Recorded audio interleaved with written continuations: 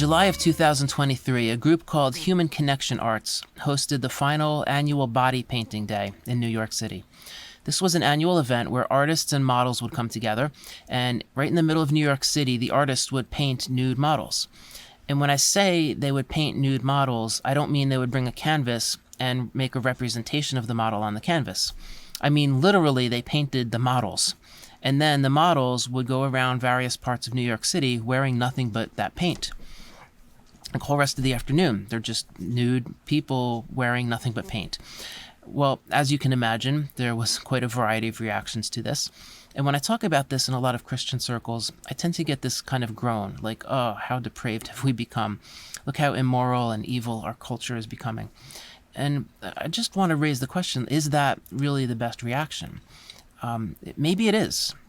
But should we just give up hope? Should we protest? Should we try to silence these people? Should we try to have them arrested for indecent exposure? And in New York City in particular, this is actually legal. Most other cities, it's not legal, but in New York City it is. I suggest that maybe the church as a whole should start really listening to what artists have to say. We're not going to agree with everything artists have to say, for sure, but some of what artists have to say, I would even say a lot of what artists have to say, is very relevant to Christians, and it can create an awareness of problems in our culture that the church can help to address. I'll give you some examples. We looked in the last video at Andres Serrano and his work, Piss Christ. We talked about the message behind that. One of Serrano's goals was to help people to realize that what Christ suffered was pretty excruciating, and the shame that he endured was horrific. He did all that on our behalf, and we treat it with contempt. We don't take it seriously, and we've even tried to commercialize the symbols of this. In the annual Body Painting Day, the message there is not so overtly Christian. There's not really anything overtly Christian in that message.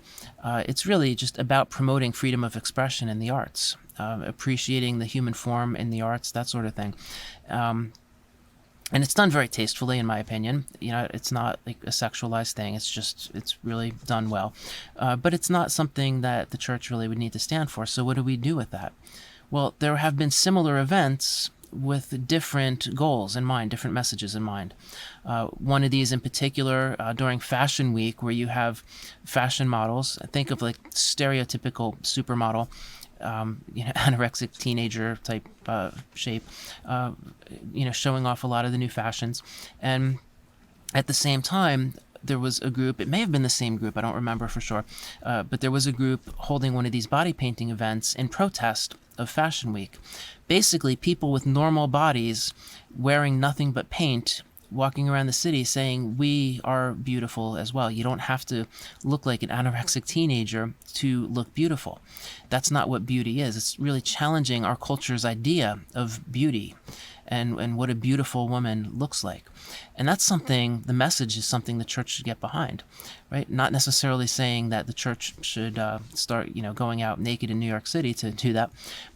Maybe, maybe not. But the message behind it, that you don't have to look a certain way to be beautiful, that's definitely a message that we can get behind. Other similar events have been fighting against the objectification of women. Other events were fighting against violence and hatred toward the LGBTQ community, opposing the mistreatment of minorities. Right? These are all things that the church can get behind. We don't want violence against any groups. We don't want just any of that discrimination. These are things the church should be fighting for. And we don't have to approve necessarily of the way artists are trying to accomplish this, but we can actually fight for the same goals. And listening to the artists will give us opportunity to have an awareness of what the problems are that need to be addressed. Now, obviously, God does not want us stripping down to nothing and parading around a major city.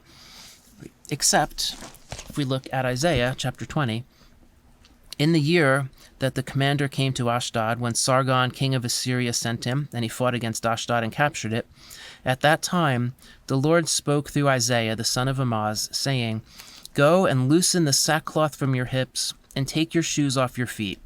And he did so, going naked and barefoot. God just told Isaiah, take off all your clothes and go naked around the city. So Isaiah did. How long did he go naked around the city? More than an afternoon. more than a week or a month. The Lord said, "Even as my servant Isaiah has gone naked and barefoot 3 years as a sign."